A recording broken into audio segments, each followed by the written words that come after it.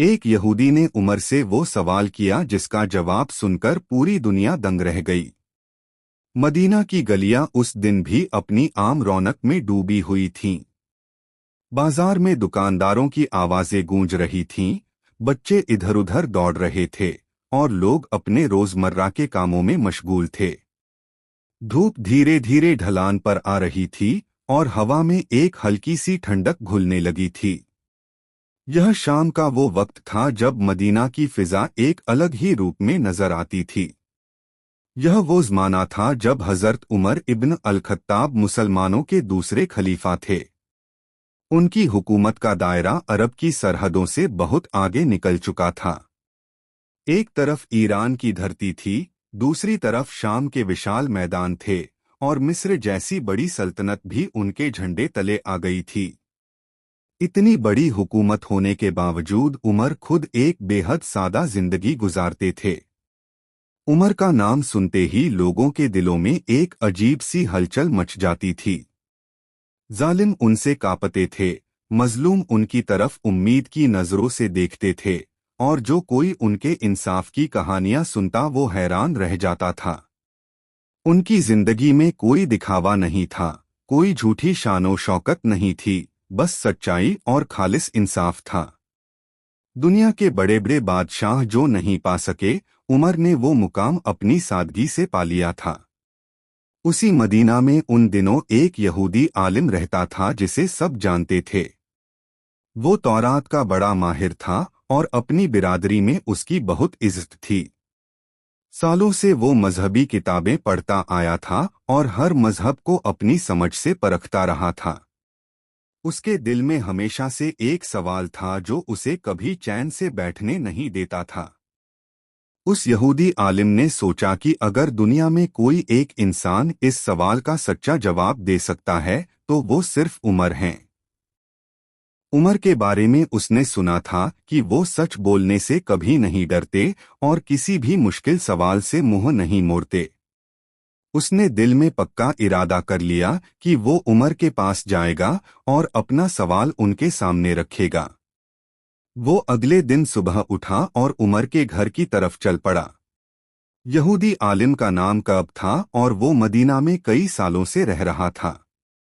उसने मुसलमानों को बहुत करीब से देखा था और उनके तौर तरीकों को समझने की कोशिश करता रहा था। वो एक तेज दिमाग इंसान था जो हर बात को गहराई से सोचता था और बिना दलील के किसी भी बात को नहीं मानता था। उसके ज़हन में जो सवाल था वो बरसों से उसे बेचैन किए हुए था। कब जब उमर के घर के पास पहुंचा तो उसने देखा कि दरवाजे पर कोई पहरेदार नहीं था। कोई महल नहीं था, कोई फाटक नहीं था, कोई दरबान नहीं था जो रोके। बस एक सादा सा घर था जैसा मदीना के आम लोगों का होता था। दुनिया के सबसे बड़े खलीफा का घर इतना सादा देखकर कब के मन में एक अजीब सी हलचल हुई। उसने दरवाजा खटखटाया और उमर खुद बाहर आए। उनके चेहरे पर कोई घमंड नहीं था, कोई रौब जमाने की कोशिश नहीं थी। उन्होंने कब को देखा और उसे अंदर आने का इशारा किया। दोनों बैठ गए और कब ने उमर की सादगी को ध्यान से महसूस किया। उसने सोचा था कि खलीफा का घर बहुत शानदार होगा, लेकिन यहाँ तो सब कुछ बिल्कुल अलग था।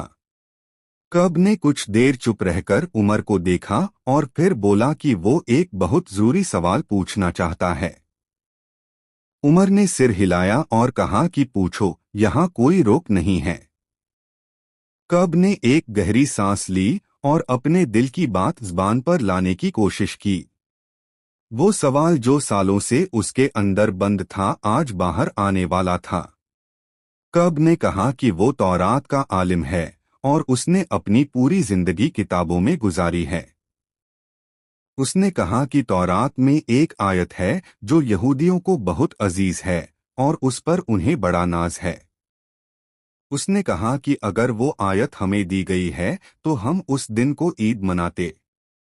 उमर खामोशी से सुनते रहे और उनके चेहरे पर कोई हलचल नहीं आई। कब ने वो आयत पढ़ी जो तौरात में थी और जिसका मतलब था कि आज मैंने तुम्हारा दीन मुकम्मल कर दिया और अपनी नेमत तुम पर पूरी कर दी। यह कुरान की आयत थी जो सूरह माइदा में आई थी।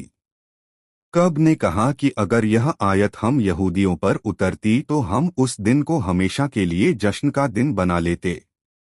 अब वो चुप हो गया और उमर की आंखों में देखने लगा। उमर ने कब की बात सुनी और उनके चेहरे पर एक हल्की सी मुस्कुराहट आई।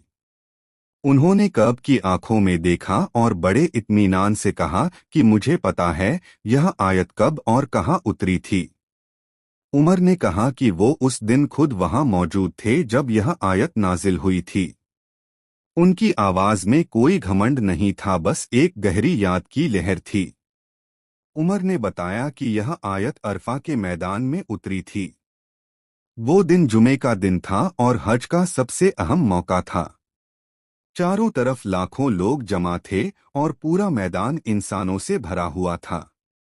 उस दिन की याद करते हुए उमर की आंखें भीग गईं और उनके दिल में उस लम्हे की पाकीज़गी फिर से उतर आई। उमर ने कहा कि हम मुसलमानों के लिए वो दिन सिर्फ एक आयत का दिन नहीं था बल्कि वो दो खुशियों का दिन था।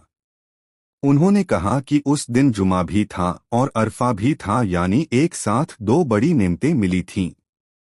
इसीलिए हम मुसलमानों के लिए हर जुमा और हर अरफा अपने आप में ईद की तरह है। कब यह सुनकर चुप हो गया और सोचने लगा।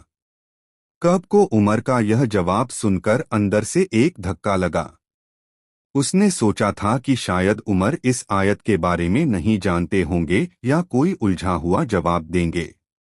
लेकिन उमर ने बिना कोई किताब देखे, बिना किसी से पूछे, इतने यकीन और इतनी गहराई से जवाब दिया कि कब का दिल हिल गया।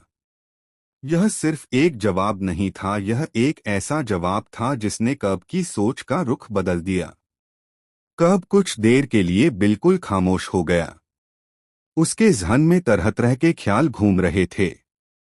उसने सालों से तौरात पढ़ी थी और बड़े बड़े आलिमों से बातें की थीं, लेकिन आज एक खलीफा ने उसे ऐसा जवाब दिया जो उसकी सारी सोच से परे था। वो अंदर से कुछ महसूस कर रहा था जिसे वो ज़बान से बयान नहीं कर पा रहा था। कब ने उमर को ध्यान से देखा। उनकी आंखों में कोई चालाकी नहीं थी, उनके लहजे में कोई दिखावा नहीं था। जो बात उन्होंने कही वो सीधी दिल से निकली थी। कब के मन में एक और सवाल उठ रहा था जो इस पहले सवाल से भी ज्यादा गहरा था और जो उसे अंदर से बेचैन किए जा रहा था। उसने हिम्मत जोड़ी और उमर की तरफ देखकर बोला कि उसके पास एक और सवाल है। उमर ने कब की तरफ देखा और कहा कि बेझिझक पूछो जो पूछना है। कब ने गले को साफ किया और कहा कि वो जानना चाहता है कि एक नेक इंसान और एक बड़े खलीफा में क्या फर्क होता है। उसने कहा कि बहुत से हाकिम नेकी का दिखावा करते हैं, लेकिन असलियत में वो सिर्फ अपनी कुर्सी बचाने में लगे रहते हैं। कब की आंखों में यह सवाल एक असली परीक्षा था। उमर यह सुनकर थोड़ी देर के लिए रुके। उन्होंने कोई जल्दी नहीं की, कोई फटाफट जवाब नहीं दिया। वो कुछ पल के लिए अपने अंदर उतर गए, जैसे किसी गहरे कुएं में झांक रहे हों। फिर उन्होंने कहा कि नेक इंसान वो होता है जो तब भी नेकी करे जब कोई देख न रहा हो।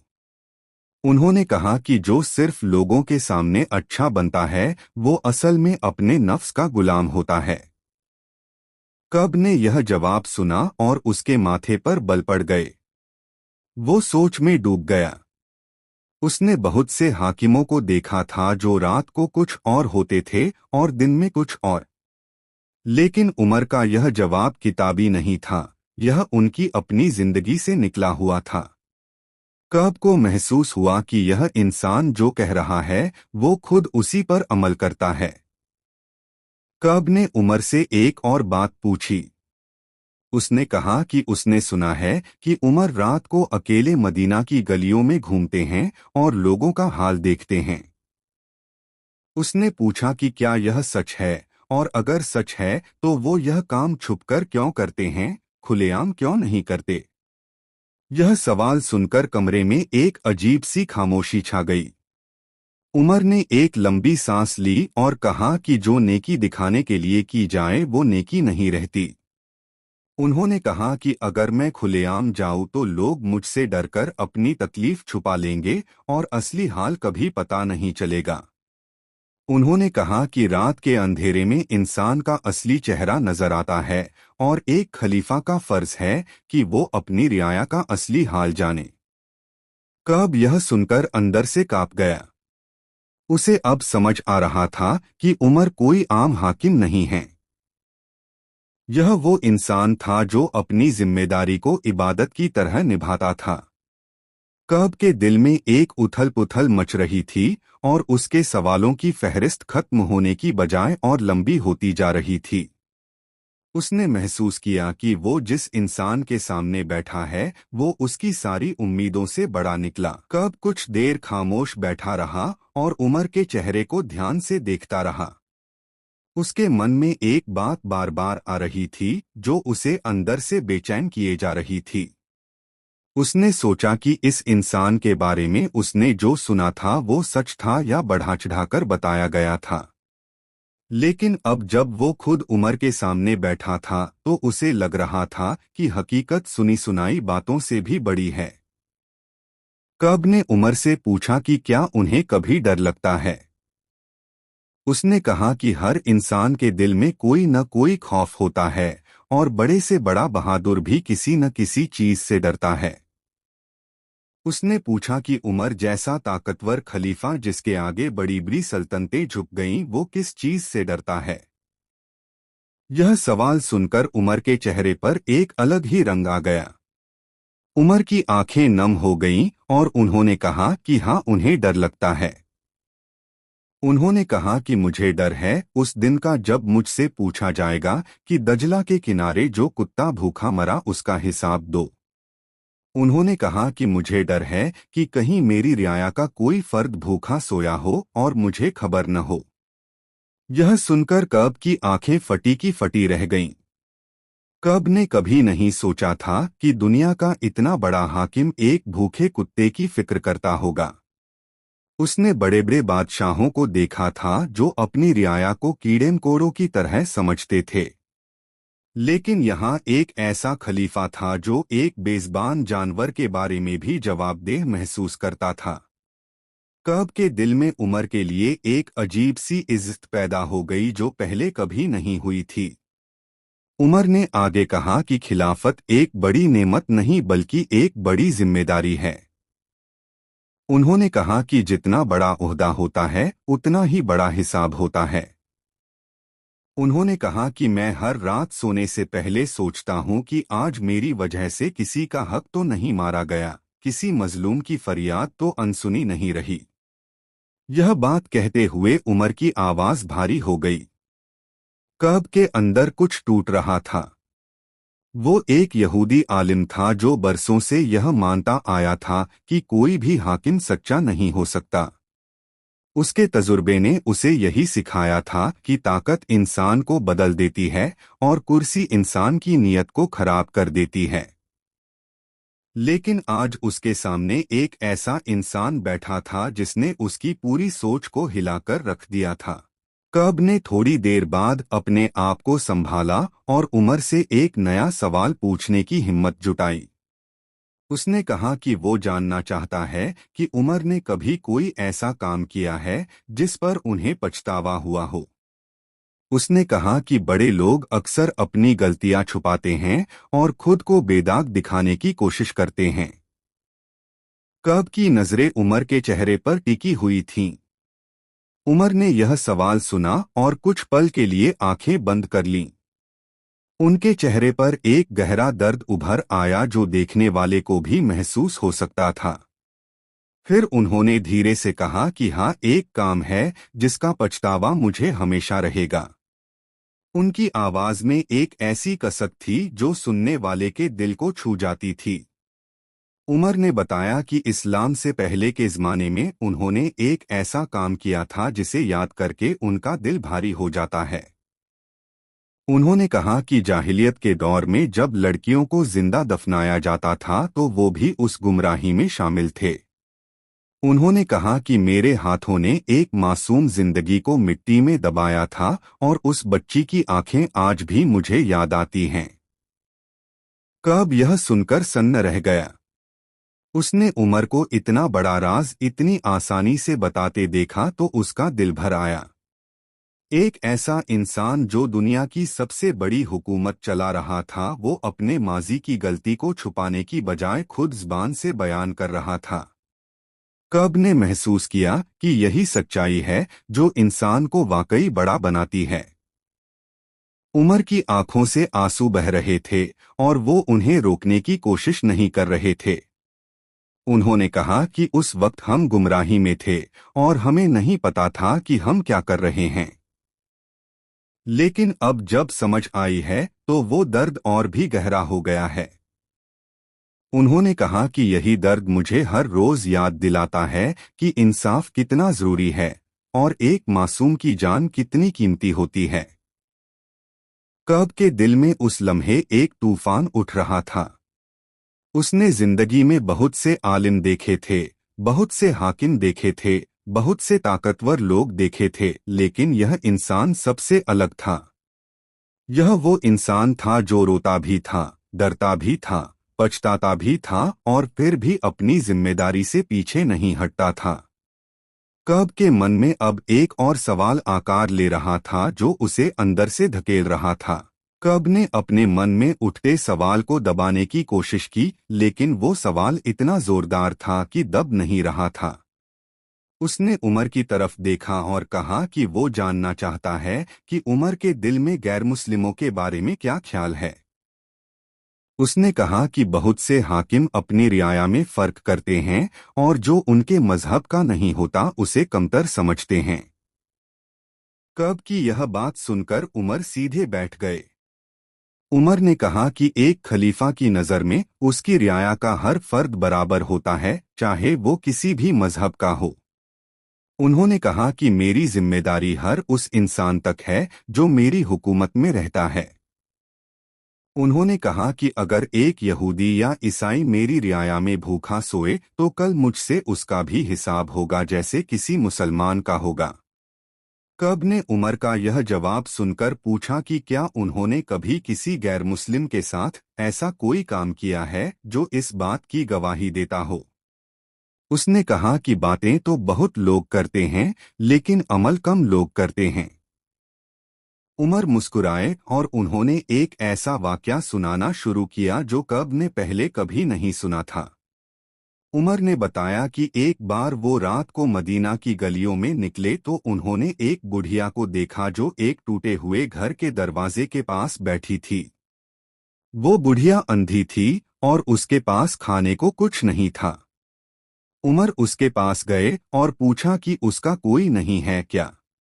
बुढ़िया ने कहा कि उसके बच्चे नहीं हैं और वो अकेली है। उमर ने पूछा कि बैतुल माल से उसे कोई मदद मिलती है या नहीं। बुढ़िया ने कहा कि उसे कोई मदद नहीं मिलती और वो खुद भीख मांगकर गुजारा करती है। उमर यह सुनकर वहीं रुक गए और अगले दिन सुबह सबसे पहले उस बुढ़िया के लिए बैतुल माल से खाने और पैसों का इंतजाम किया। लेकिन जब उमर को पता चला कि वो बुढ़िया यहूदी है तो उन्होंने उसकी मदद और बढ़ा दी और कहा कि हम उससे जजिया लेते हैं तो उसकी देखभाल भी हमारी जिम्मेदारी है। कब यह वाकया सुनकर अपनी जगह पर जम गया। उसके पूरे जिस्म में एक सिहरन दौड़ गई। एक यहूदी बुढ़िया जो अंधी थी और अकेली थी, उसकी फिक्र एक मुस्लिम खलीफा ने की और वो भी रात के अंधेरे में जब कोई देखने वाला नहीं था। कब के दिल में उस लम्हे जो हलचल मची वो बयान से बाहर थी और उसकी आंखें भर आईं। कब की आंखों से आंसू बह निकले और वो उन्हें रोक नहीं पाया। उसने अपनी जिंदगी में बहुत से हाकिमों को देखा था, लेकिन ऐसा कोई नहीं देखा था। उसने अपने चेहरे को हाथों से पोंछा और उमर की तरफ देखा। उमर खामोश बैठे थे और उन्होंने कब के आंसुओं पर कोई तबसरा नहीं किया, क्योंकि वो जानते थे कि कुछ लम्हे खामोशी में ही बड़े होते हैं। कब ने थोड़ी देर बाद खुद को संभाला और कहा कि वो उमर से एक और बात जानना चाहता है। उसने कहा कि उसने सुना है कि उमर बहुत सख्त हैं और उनके सामने बड़े बड़े लोग भी कांपते हैं। उसने पूछा कि एक तरफ यह सख्ती है और दूसरी तरफ यह नरमी है, यह दोनों एक साथ कैसे रह सकते हैं? यह सवाल सुनकर उमर के होठों पर एक गहरी मुस्कुराहट आई।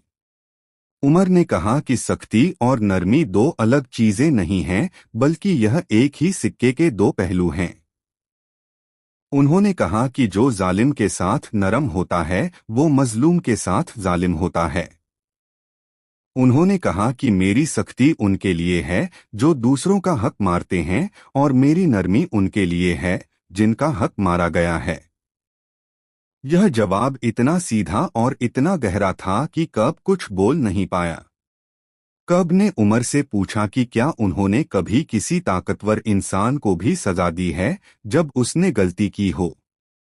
उसने कहा कि अक्सर देखा जाता है कि हाकिम अपने करीबी लोगों की गलतियों पर आंखें मूंद लेते हैं और सजा सिर्फ कमजोरों को मिलती है।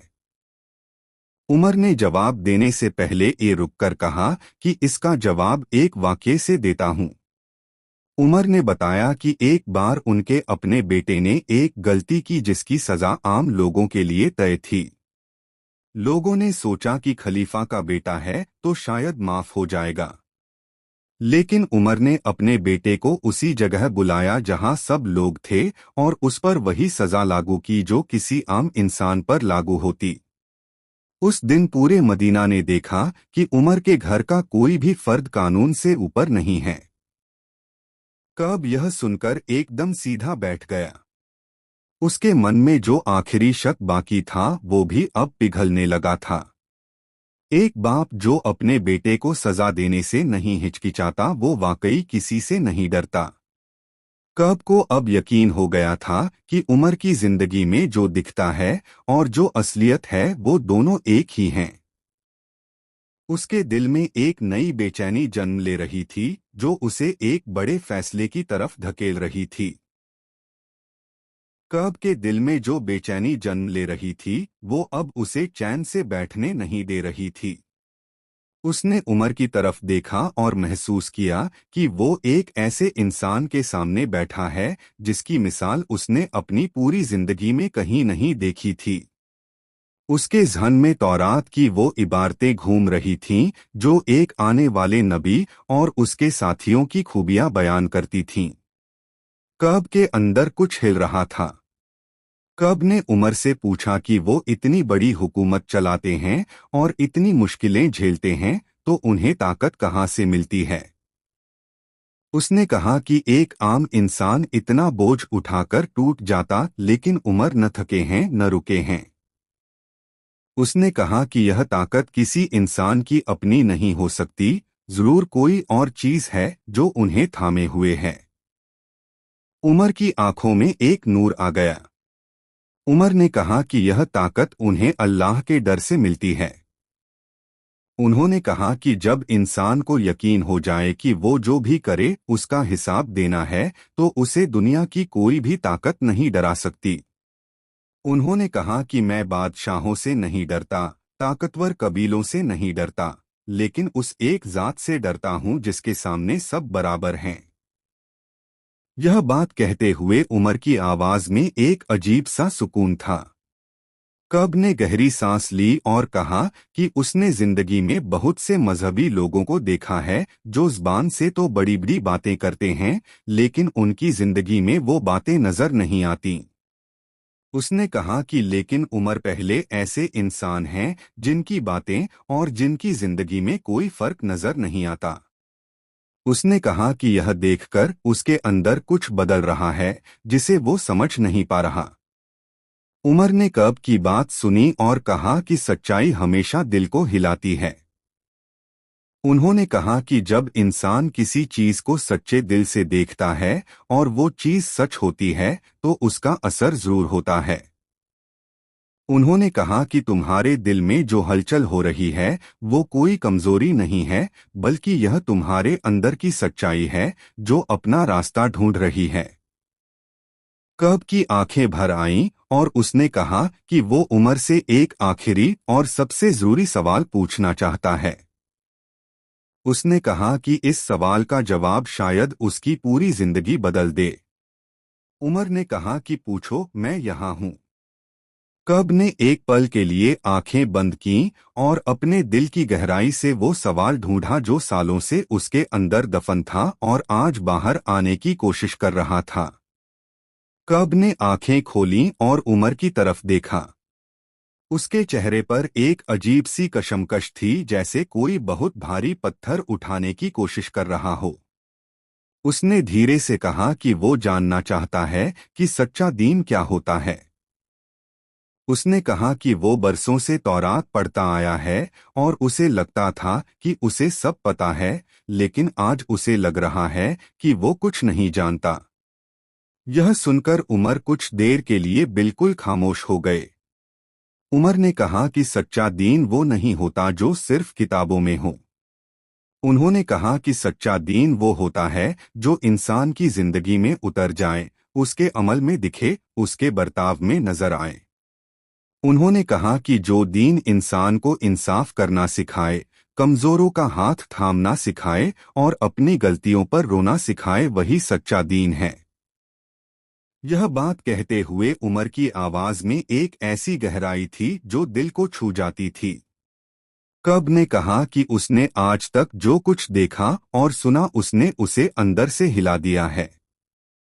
उसने कहा कि वो यहाँ उमर को चुनौती देने आया था, लेकिन अब वो खुद ही ललकारा हुआ महसूस कर रहा है। उसने कहा कि उसके दिल में एक सवाल बार बार उठ रहा है कि क्या वो जिस राह पर चल रहा है वो सही राह है। उसकी आवाज कांप रही थी और आंखें नम थीं। उमर ने कब की तरफ देखा और कहा कि यह सवाल जो तुम्हारे दिल में उठ रहा है, यह सवाल खुद एक बड़ी नेमत है। उन्होंने कहा कि जो इंसान यह सवाल करने लगे कि मैं जिस राह पर हूँ क्या वो सही है, तो समझो कि उसके दिल में नूर उतरना शुरू हो गया है। उन्होंने कहा कि दुनिया में सबसे बड़ा नुकसान उस इंसान का है जो गलत राह पर चलता रहे और उसे एहसास भी न हो। कब ने उमर से पूछा कि अगर कोई इंसान सच्चाई की तलाश में हो तो उसे क्या करना चाहिए। उमर ने कहा कि सच्चाई की तलाश में सबसे पहले अपने दिल को साफ करना पड़ता है। उन्होंने कहा कि जब तक इंसान के दिल में घमंड है, जिद है और पुरानी सोच का बोझ है, तब तक सच्चाई उसके अंदर नहीं उतर सकती। उन्होंने कहा कि खाली बर्तन में ही कुछ डाला जा सकता है, भरे हुए में नहीं। कब देर तक यह बात सोचता रहा। उसे लगा कि उमर ने एक जुमले में वो बात कह दी जो वो सालों से किताबों में ढूंढता रहा था। उसके दिल का बर्तन अब तक अपनी पुरानी सोच से भरा हुआ था और इसीलिए सच्चाई उसमें जगह नहीं बना पा रही थी। उसने महसूस किया कि अगर उसे वाकई कुछ पाना है तो पहले खुद को खाली करना होगा। उसके दिल में एक नई रोशनी की किरण दाखिल हो रही थी। कब उस रात घर वापस गया, लेकिन उसे नींद नहीं आई। वो बिस्तर पर करवटें बदलता रहा और उमर की बातें उसके ज़हन में बार बार गूंजती रहीं। उसने जो कुछ आज देखा और सुना था वो उसकी पूरी जिंदगी के तजुर्बे से अलग था। उसने सोचा कि वो एक आलिम है और सालों से किताबें पढ़ता आया है, लेकिन आज एक ऐसे इंसान ने उसे सोचने पर मजबूर कर दिया जो किताबी नहीं बल्कि असली था। कब ने रात भर तौरात के उन हिस्सों को याद किया जो आने वाले नबी और उनके साथियों की निशानियां बयान करते थे। उसने सोचा कि उन निशानियों में जो खूबियां बताई गई थीं, वो सब उसने आज उमर में देखी थीं। इंसाफ, सादगी, खौफे इलाही, कमजोरों की फिक्र और अपनी गलतियों पर पछतावा, यह सब चीजें उमर की जिंदगी में इस तरह रचीब सी थीं जैसे किसी दरख्त में उसकी जड़ें होती हैं। अगली सुबह कब बहुत जल्दी उठा और उसने फैसला किया कि वो एक बार फिर उमर के पास जाएगा। उसके दिल में अब कोई सवाल नहीं था बल्कि एक यकीन था जो रात भर की सोच के बाद पक्का हो गया था।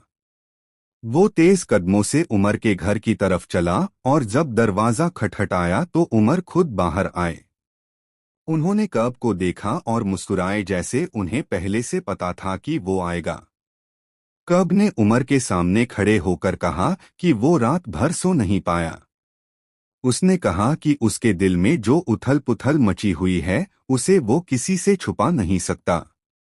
उसने कहा कि वो एक यहूदी आलिम के तौर पर आया था, लेकिन अब वो ऐसा महसूस कर रहा है जैसे उसकी पूरी पहचान बदलने के कगार पर है। उसकी आवाज कांप रही थी और आंखें लाल थीं। उमर ने कब को अंदर बुलाया और बैठने का इशारा किया। उन्होंने कब से कहा कि दिल की बात खुलकर बोलो, यहाँ कोई तुम्हें नहीं रोकेगा। कब ने एक गहरी सांस ली और कहा कि वो जानना चाहता है कि क्या इस्लाम में आने के लिए किसी को अपना माजी पूरी तरह भुलाना पड़ता है। उसने कहा कि उसकी पूरी जिंदगी एक खास सोच में गुजरी है और वो जानना चाहता है कि क्या वो सब छोड़ा जा सकता है। उमर ने कहा कि इस्लाम किसी का माजी नहीं देखता बल्कि उसकी नीयत देखता है। उन्होंने कहा कि जो इंसान सच्चे दिल से अल्लाह की तरफ आए उसके सारे पुराने बोझ उतर जाते हैं। उन्होंने कहा कि मैं खुद उस इंसान की मिसाल हूं जिसने इस्लाम से पहले बहुत गलतियां की, लेकिन जब सच्चाई दिल में उतरी तो सब कुछ बदल गया। कब की आंखों में आंसू आ गए और वो उमर की बात सुनकर अंदर से टूटने और बनने का एक साथ एहसास कर रहा था। कब की आंखों से आंसू बह रहे थे और वो उन्हें रोकने की कोशिश नहीं कर रहा था। उसने उमर की बात सुनी और उसके दिल में जो बांध बरसों से बना हुआ था वो टूटने लगा था।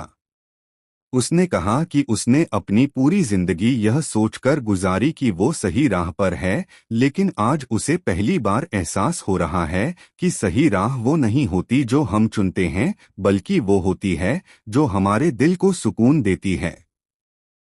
उमर ने कब की बात ध्यान से सुनी और कहा कि दिल का सुकून सबसे बड़ी दौलत है।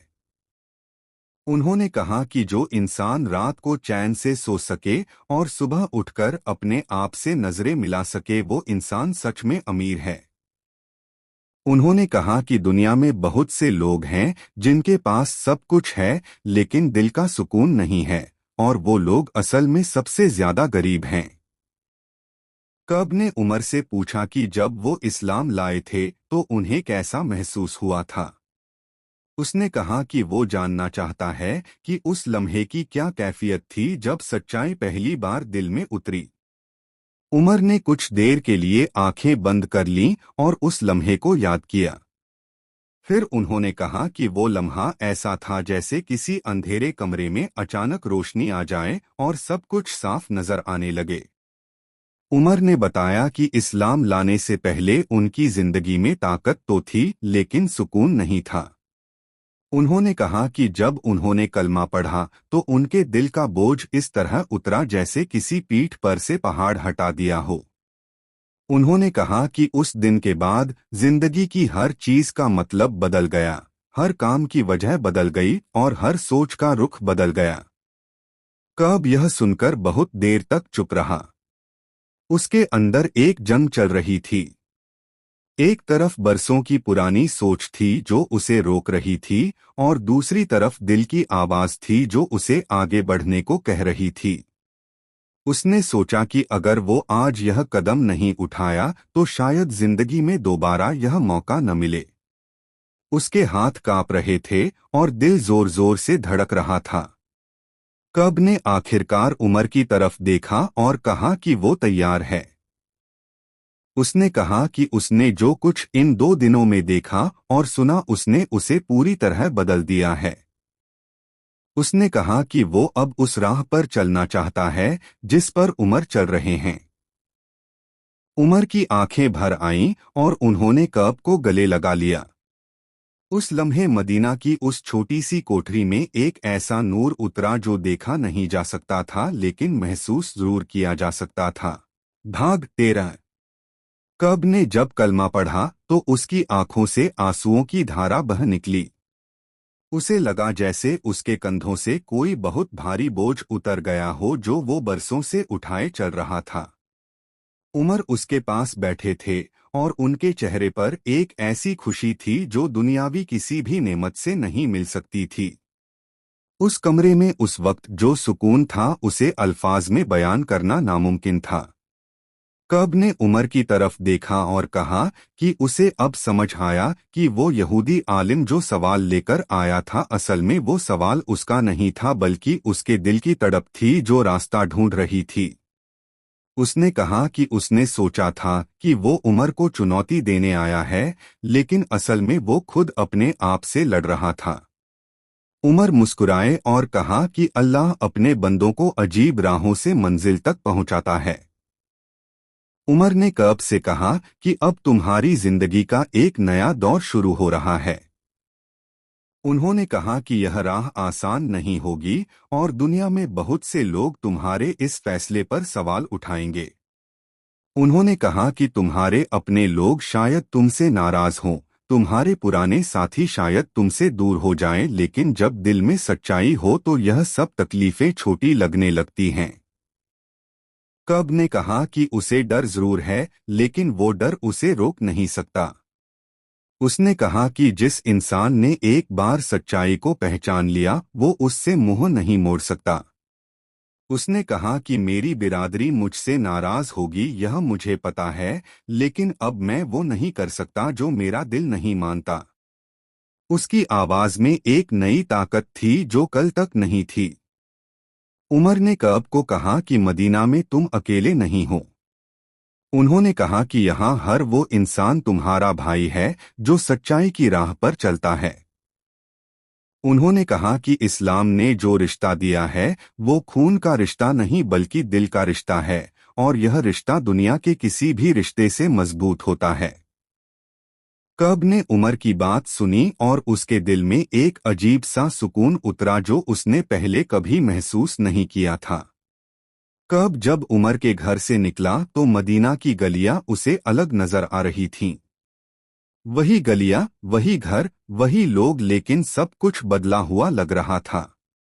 उसे लगा जैसे उसकी आंखों पर से कोई पर्दा हट गया हो और दुनिया अब उसे अपनी असली रोशनी में दिख रही हो। उसके कदमों में एक नई ताकत थी और दिल में एक ऐसा यकीन था जो उसे लग रहा था कि अब कभी नहीं जाएगा। कब के इस्लाम कबूल करने की खबर मदीना में आग की तरह फैल गई। लोग हैरान थे कि एक यहूदी आलिम जो तौरात का माहिर था और अपनी बिरादरी में जिसकी बहुत इज्जत थी उसने यह कदम उठाया। कुछ लोग खुश थे, कुछ हैरान थे और कुछ नाराज थे, लेकिन कब के चेहरे पर एक ऐसा सुकून था जो किसी भी नाराजगी या हैरानी से बड़ा था। कब की बिरादरी के कुछ लोग उसके पास आए और उसे समझाने की कोशिश की। उन्होंने कहा कि तुमने यह क्या किया, तुम तो हमारे आलिम थे, तुम पर हमें नाज था। कब ने उन्हें बड़े प्यार से जवाब दिया और कहा कि मैंने कोई गलत काम नहीं किया बल्कि मैंने वो किया जो मेरे दिल ने कहा। उसने कहा कि तौरात में जो निशानियां बताई गई थीं वो सब मैंने अपनी आंखों से देखी हैं और अब मैं उन्हें नजरअंदाज नहीं कर सकता। उमर को जब पता चला कि कब की बिरादरी उससे है तो उन्होंने कब को बुलाया और कहा कि घबराओ नहीं। उन्होंने कहा कि जो सच्चाई की राह पर चलता है उसे शुरू में तकलीफ जरूर होती है, लेकिन यह तकलीफ वक्त के साथ ताकत बन जाती है। उन्होंने कब का हाथ थामा और कहा कि मदीना में तुम्हारा कदम पर साथ है और तुम अकेले नहीं हो। कब ने उमर की यह बात सुनी और उसके दिल में एक नई उमंग जागी। उसने महसूस किया कि उसने सिर्फ एक मजहब नहीं बदला बल्कि उसने एक नई जिंदगी शुरू की है। उसने सोचा कि बरसों से वो किताबों में सच्चाई ढूंढता रहा और सच्चाई उसके सामने ही खड़ी थी। उसे बस अपने की आंखें खोलनी थीं, जो आज उमर की सोहबत में खुल गई थीं। इस पूरे वाक़ये से दुनिया को एक बहुत बड़ा सबक मिलता है। वो सबक यह है कि सच्चाई कभी छुपती नहीं और जो इंसान सच्चे दिल से तलाश करे उसे सच्चाई मिल जाती है। उमर की जिंदगी इस बात की सबसे बड़ी दलील थी कि एक इंसान अगर अपनी जिम्मेदारी को सच्चे दिल से निभाए तो वो दूसरों के दिलों में भी रोशनी जला सकता है। एक यहूदी आलिम का दिल बदलना इसी रोशनी का नतीजा था।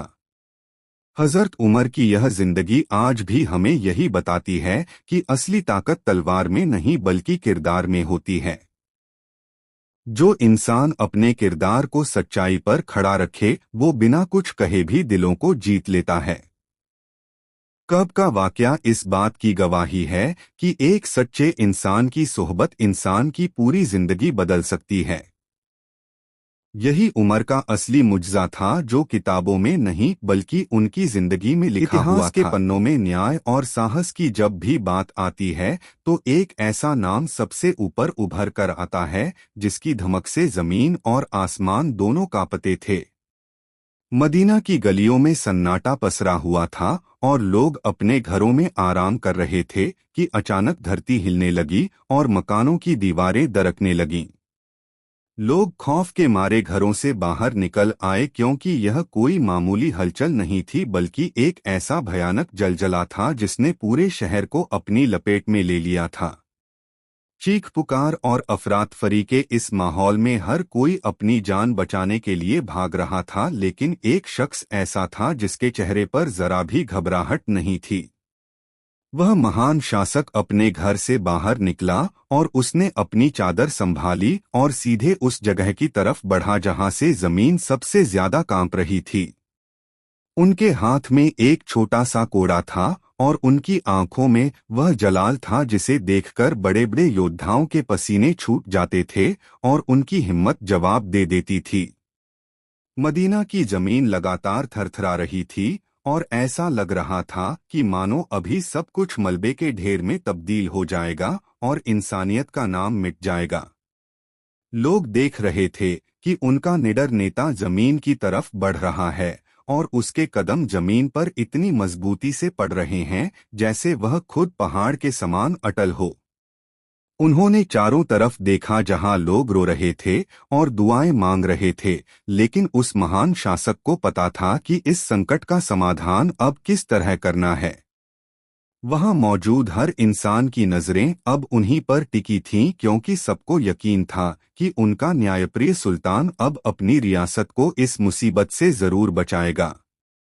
उन्होंने आसमान की तरफ अपनी निगाहें उठाईं और फिर अचानक पूरी ताकत के साथ अपने कोड़े को जमीन पर दे मारा जिससे एक बहुत ही गूंजती हुई आवाज पैदा हुई। उस समय मदीना की धरती पर जो मंजर दिखाई दे रहा था वह किसी चमत्कार से कम नहीं था क्योंकि वह इंसान सिर्फ एक शासक नहीं बल्कि सच्चाई का प्रतीक था। हर तरफ धूल के गुबार उड़ रहे थे और लोग सांस रोके खड़े थे कि अब अगले ही पल क्या होने वाला है क्योंकि कुदरत का यह कहर बहुत ही ज्यादा खौफनाक था। उन्होंने जमीन को संबोधित करते हुए एक ऐसी बात कही जिसने सदियों तक के लिए इंसानियत को यह सबक दे दिया कि एक सच्चे शासक की शक्ति कितनी बड़ी होती है। वह खड़ा होकर जमीन को ललकार रहा था और उसकी आवाज में इतनी गूंज थी कि मदीना की हर गली में उनकी पुकार सुनाई दे रही थी और सब दंग रह गए थे। अभी तक जमीन शांत नहीं हुई थी, लेकिन उस महान व्यक्ति के चेहरे पर जो आत्मविश्वास था उसने लोगों के दिलों में एक नई उम्मीद और जीने की किरण जगा दी थी। वह जानते थे कि शासन सिर्फ इंसानों पर नहीं होता बल्कि जब नियत साफ हो और इंसाफ सर्वोपरि हो तो कुदरत की शक्तियां भी आपके आदेश का पालन करती हैं। यह उस दौर की दास्तान है जब एक साधारण सा दिखने वाला इंसान अपनी सच्चाई और खुदा पर अटूट विश्वास के दम पर पूरी दुनिया के लिए एक मिसाल बन गया था। जैसे ही उन्होंने अपना कोड़ा जमीन पर पूरी ताकत से मारा, मदीना की फिजाओं में एक ऐसी खामोशी छा गई जिसे लफ्जों में बयां करना मुमकिन नहीं था। हवा की लहरें रुक गईं और भागते हुए लोगों के कदम वहीं जम गए जहां वे खड़े थे, क्योंकि उन्होंने आज तक किसी इंसान में ऐसा जलाल नहीं देखा था। वह जमीन की तरफ झुके और अपनी गरजती हुई आवाज में बोले, ऐ जमीन, क्या मैंने तुझ पर इंसाफ कायम नहीं किया? क्या मेरा शासन तुझ पर बोझ बन गया है? उनकी आवाज में वह सच्चाई थी जो रूह को झकझोर कर रख देती थी और वहां मौजूद हर शख्स यह मंजर देखकर अपनी आंखों पर यकीन नहीं कर पा रहा था। उन्होंने दोबारा जमीन को ललकारा और पूछा, बता, क्या उमर ने तेरे ऊपर कभी जुल्म होने दिया? अगर नहीं तो फिर तू आज इस तरह क्यों कांप रही है? यह शब्द केवल शब्द नहीं थे बल्कि एक ऐसे सुल्तान का दावा था जिसने अपनी पूरी जिंदगी हक और सच की राह में गुजार दी थी और कभी पीछे नहीं मुड़ा। अजीब बात यह हुई कि जैसे ही उनके यह शब्द पूरे हुए, वह भयानक कंपन और जमीन का फटना अचानक ऐसे रुक गया जैसे कभी कुछ हुआ ही न हो। मदीना की वह धरती जो कुछ लम्हे पहले मौत का मंजर दिखा रही थी, वह अब एकदम शांत और स्थिर हो चुकी थी, जैसे वह उनके आदेश का इंतजार कर रही थी। लोग हक्का बक्का होकर एक दूसरे का मुंह ताक रहे थे, क्योंकि उन्होंने अपनी जिंदगी में कुदरत के कहर को इस तरह एक इंसान के सामने झुकते नहीं देखा था। वह महान शासक वहीं खड़ा रहा और अपनी नजरें जमीन पर गड़ाए रखीं ताकि यह सुनिश्चित कर सके कि अब उसकी रियासत के लोग पूरी तरह सुरक्षित और चैन से हैं। वहां खड़े लोगों की आंखों में आंसू थे और उनके दिलों में अपने नेता के लिए इज्जत और भी ज्यादा बढ़ गई थी, क्योंकि यह नजारा किसी चमत्कार से कम नहीं था। उन्होंने कोड़ा वापस अपनी कमर से बांधा और लोगों की तरफ मुड़े, जिनके चेहरों पर अब भी उस खौफनाक मंजर के निशान बाकी थे जो उन्होंने अभी देखा था। उन्होंने भारी आवाज में कहा कि यह जमीन तब कांपती है जब इंसान अपने रास्ते से भटक जाता है और इंसाफ का दामन छोड़कर बुराई की राह पर चलने लगता है। उनका मकसद लोगों को यह समझाना था कि कुदरत के ये इशारे हमें हमारी गलतियों का एहसास दिलाने के लिए आते हैं, ताकि हम सही रास्ते पर वापस लौट सकें। उस दिन मदीना के हर घर में सिर्फ एक ही चर्चा थी कि उनका शासक कोई आम इंसान नहीं है, बल्कि उसे खुदा की तरफ से एक विशेष शक्ति और रूहानियत मिली है। इतिहासकार लिखते हैं कि उस कोड़े की चोट और उन शब्दों का असर ऐसा था कि उसके बाद उस महान शासक के पूरे दौर में मदीना में कभी दोबारा जलजला नहीं आया। यह घटना इस बात का सबूत थी कि जब एक शासक अपनी प्रजा के प्रति ईमानदार होता है तो कायनात की हर चीज उसकी गवाही देती है और उसका साथ देती है। लेकिन यह तो सिर्फ शुरुआत थी, क्योंकि इस करिश्मे के पीछे छिपी हुई उनकी सादगी और इबादत की दास्तान इससे भी कहीं ज्यादा हैरान कर। मदीना की जमीन अब पूरी तरह खामोश थी, लेकिन लोगों के दिलों में उठा हुआ कौतूहल का तूफान अभी थमा नहीं था और हर कोई इस घटना का रहस्य जानना चाहता था। वह महान शासक वापस अपनी सादासी कुटिया की तरफ चल पड़े, जहां न तो कोई बड़ा महल था और न ही पहरेदारों की कोई फौज, बस सादगी और सच्चाई का बसेरा था। रास्ते में चलते हुए उन्होंने देखा कि कुछ लोग अब भी खौफ के साए में थे, तो उन्होंने रुककर उन्हें दिलासा दिया और कहा कि डरना है तो केवल उस मालिक से डरो। उनका मानना था कि जब शासक रात की तन्हाई में रोकर अपने रब से माफी मांगता है तो उसकी प्रजा पर आने वाली बड़ी से बड़ी बलाएं और मुसीबतें टल जाती हैं। इस वाकये के बाद शहर के बुद्धिजीवी और बड़े लोग उनके पास जमा हुए और पूछने लगे कि जमीन को इस तरह डांटने और हुक्म देने का साहस उन्हें कहाँ से मिला। उन्होंने मुस्कुराकर जवाब दिया कि जब तक मैं सत्य के मार्ग पर अडिग हूं और तुम लोगों के साथ न्याय कर रहा हूं, तब तक यह कायनात मेरे अधीन काम करेगी। वह जानते थे कि जिस दिन उनके दिल में अहंकार आ गया या उन्होंने किसी गरीब का हक मारा, उसी दिन उनकी यह ताकत और जलाल मिट्टी में मिल जाएगा। उनकी सादगी का आलम यह था कि वह फटे हुए कपड़ों पर पैबंद लगाकर अपनी सभा में बैठते थे, लेकिन उनकी शख्सियत का असर ऐसा था कि सम्राट भी कांपते थे। मदीना के लोग अक्सर देखते थे कि वह रात के अंधेरे में वेश बदलकर गलियों में घूमते थे ताकि यह जान सकें कि कहीं कोई शख्स भूखा तो नहीं सो रहा है। जलजले के उस वाक़ये ने यह साबित कर दिया था कि उनकी हुकूमत सिर्फ कागजों या तलवार के दम पर नहीं, बल्कि रूहानी ताकत और शुद्ध चरित्र पर टिकी थी। एक बार एक विदेशी यात्री मदीना आया और उसने पूछा कि तुम्हारे बादशाह का महल कहाँ है, तो लोगों ने एक दरख्त के नीचे सोते हुए इंसान की तरफ इशारा किया। वह यात्री दंग रह गया कि जिस शख्स के नाम से आधी दुनिया के शासकों की नींद उड़ जाती है, वह बिना किसी सुरक्षा के मिट्टी पर इतनी सुकून की नींद कैसे सो सकता है। यही वह सुकून था जो उन्हें उस वक्त काम आया जब जमीन फट रही थी, क्योंकि जिसका मन साफ होता है उसे मौत का डर कभी विचलित नहीं कर पाता है। उन्होंने हमेशा यह सिखाया कि पद और प्रतिष्ठा केवल सेवा का एक माध्यम है, न कि अपनी ताकत का प्रदर्शन करने और कमजोरों को दबाने का कोई जरिया। उनके दौर में शेर और बकरी एक ही घाट पर पानी पीते थे, क्योंकि सबको पता था कि अगर किसी ने सीमा लांघी तो सुल्तान का इंसाफ उसे कभी नहीं छोड़ेगा। जमीन का वह थम जाना महज एक इत्तेफाक नहीं था, बल्कि वह उस न्यायपूर्ण व्यवस्था की एक छोटी सी झलक थी जिसे उन्होंने अपने खून पसीने से सींचा था। जलजले की उस रात के बाद मदीना की हवाओं में एक अलग ही तरह का सम्मान और श्रद्धा घुल गई थी, लेकिन वह महान सुल्तान हमेशा की तरह अपनी सादगी में मग्न रहे।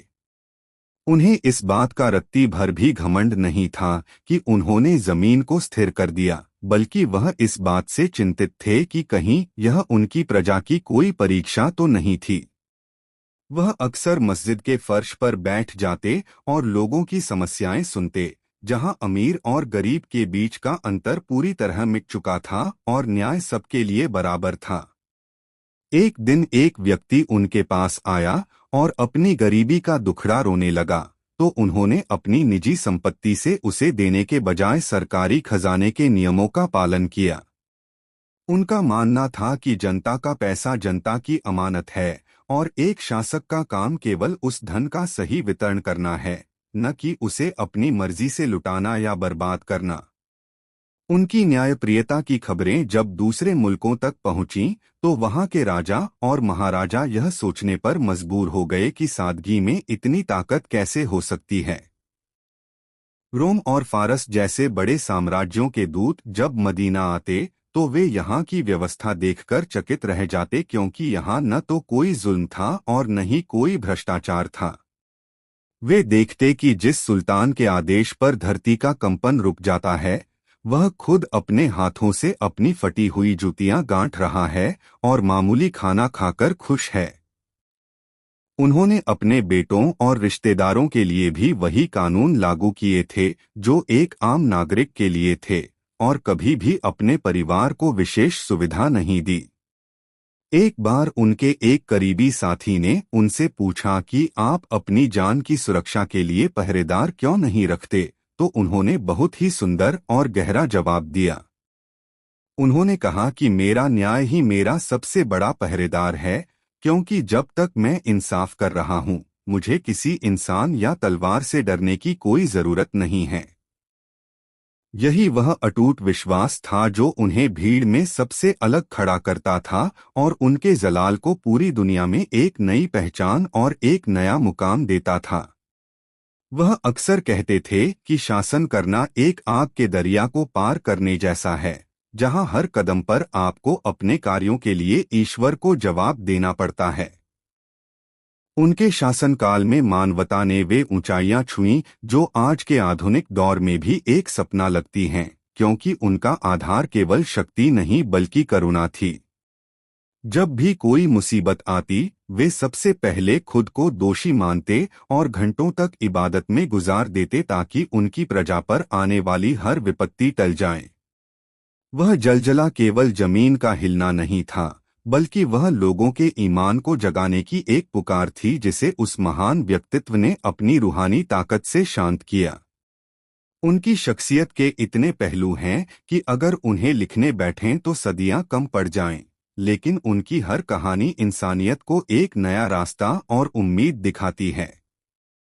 समय बीतता गया, लेकिन उस महान शासक की न्याय करने की शक्ति और प्रजा के प्रति प्रेम कम नहीं हुआ, बल्कि वह हर गुजरते दिन के साथ और भी गहरा होता चला गया।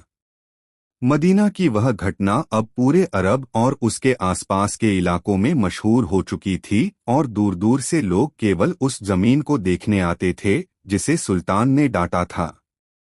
लेकिन वह महान पुरुष इन सब बातों से दूर अपनी जिम्मेदारियों में व्यस्त रहते थे और कभी भी अपनी तारीफ सुनना पसंद नहीं करते थे क्योंकि वह बहुत विनम्र थे।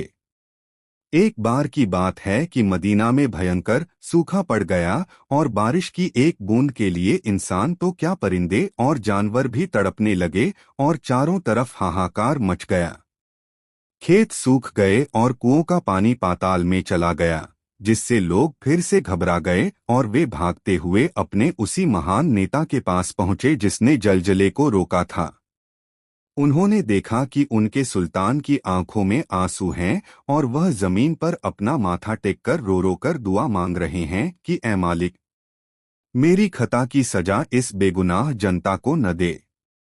वह जानते थे कि एक शासक का असली इम्तिहान तब होता है जब उसकी प्रजा किसी प्राकृतिक आपदा में घिरी हो और वह खुद को असहाय महसूस करने लगे और कुछ न कर सके। उन्होंने लोगों को जमा किया और उनसे कहा कि हम सब मिलकर उस रब की बारगाह में झुकेंगे क्योंकि वही है जो इस सूखी हुई जमीन को दोबारा हरियाली से भर सकता है। उनके दिल में इतनी तड़प थी कि जब उन्होंने हाथ उठाए तो आसमान पर अचानक काले बादल छाने लगे और देखते ही देखते मूसलाधार बारिश शुरू हो गई जिससे सब निहाल हो गए। मदीना की वह प्यासी जमीन जो हफ्तों से पानी की एक बूंद को तरस रही थी, वह अब जलमथल हो चुकी थी और लोगों की आंखों में खुशी के आंसू साफ देखे जा सकते थे।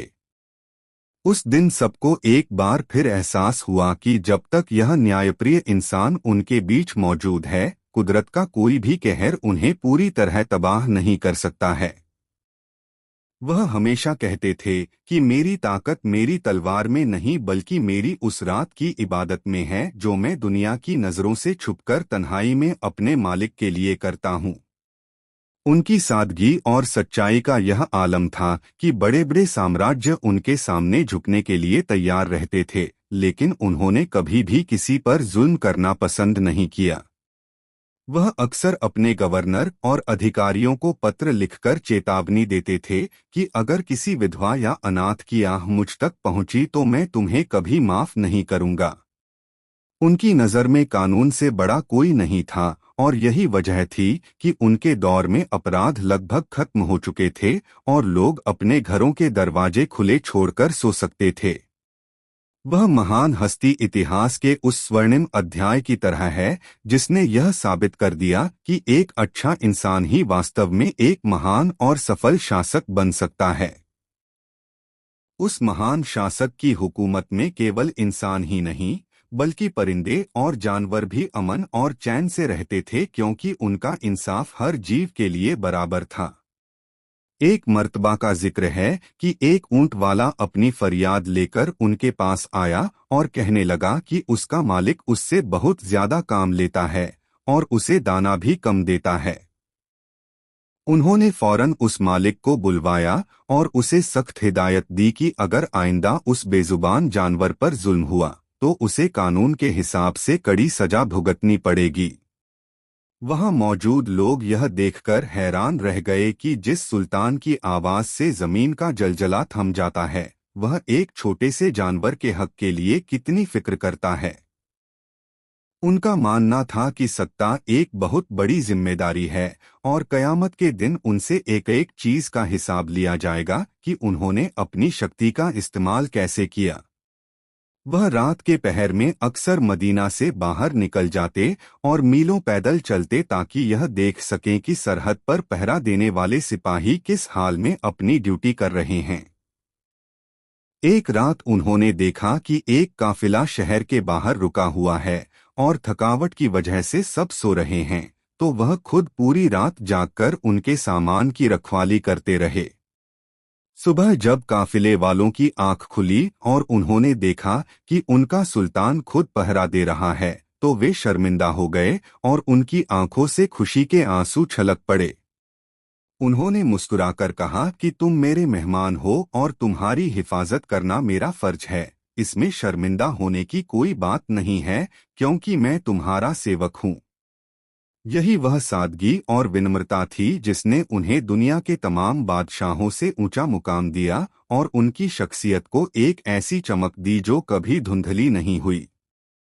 उनका दरबार कोई आलीशान जगह नहीं थी, बल्कि मस्जिद का एक कोना था जहां हर आम और खास इंसान बिना किसी डर के अपनी बात उनके सामने रख सकता था। उन्होंने समाज से ऊंच नीच और जात पात का भेदभाव पूरी तरह मिटा दिया था और एक ऐसा समाज बनाया था जहां केवल इंसानियत और तकवा ही श्रेष्ठता का पैमाना था। एक बार एक अमीर आदमी ने एक गरीब शख्स को धक्का दिया तो सुल्तान ने उस अमीर को सबके सामने माफी मांगने पर मजबूर किया ताकि उसे अपनी गलती का एहसास हो। उन्होंने साफ कह दिया था कि मेरी अदालत में ताकतवर तब तक कमजोर है जब तक वह किसी का हक दबाए हुए है, और कमजोर तब तक ताकतवर है जब तक उसे हक न मिल जाए। इसी अटूट न्याय व्यवस्था की वजह से ही कुदरत भी उन पर मेहरबान रहती थी और बड़े बड़े संकट उनके एक इशारे पर टल जाया करते थे, जैसे वह जलजला टल गया था। इतिहास गवाह है कि उनके दौर में जितना विकास और अमन चैन देखा गया, वैसा फिर कभी किसी और शासनकाल में दोबारा देखने को नहीं मिला, जो एक मिसाल बन गया। उस महान शासक का अंतिम समय भी उतना ही गरिमापूर्ण और प्रेरणादायक था जितना कि उनका पूरा जीवन और उनका वह न्यायपूर्ण शासन रहा था।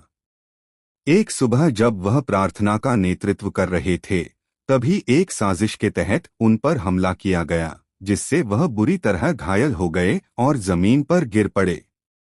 पूरे मदीना में कोहराम मच गया और लोग पागलों की तरह उस जगह की तरफ दौड़ने लगे जहां उनका निडर और न्यायप्रिय सुल्तान लहूलुहान हालत में पड़ा हुआ था। अपनी आखिरी सांसें लेते हुए भी उनके चेहरे पर कोई मलाल नहीं था, बल्कि वह बार बार अपनी प्रजा की खैरियत और राज्य की सुरक्षा के बारे में पूछ रहे थे। उन्होंने अपने उत्तराधिकारी को वसीयत की कि हमेशा याद रखना, शासन का मतलब सेवा है और कभी भी किसी गरीब के आंसू को जमीन पर मत गिरने देना। उनकी आंखों में वह चमक अब भी बाकी थी जो उस रात जलजले के वक्त दिखी थी, लेकिन अब वह वक्त आ गया था जब यह महान आत्मा अपने मालिक से मिलने जा रही थी। जब उनका पार्थिव शरीर सादगी के साथ ले जाया जा रहा था, तो मदीना की दीवारें और गलियां गवाह थीं कि आज इंसानियत ने अपना सबसे बड़ा रखवाला खो दिया है। वह महान हस्ती जिसने आधी दुनिया पर राज किया, जब दुनिया से गई तो उनके पास न कोई महल था और न ही कोई खजाना, बस लोगों की दुआएं और उनका प्यार था। इतिहास आज भी उस मंजर को याद करता है जब जमीन कांपने पर उन्होंने उसे शांत कर दिया था, लेकिन उनके जाने पर पूरी दुनिया की आंखों से आंसू नहीं रुक रहे थे। उनका जीवन हमें सिखाता है कि पद आते और जाते रहते हैं, लेकिन जो इंसान इंसाफ और सच्चाई को थामे रखता है, उसका नाम सदियों तक दिलों में जिंदा रहता है।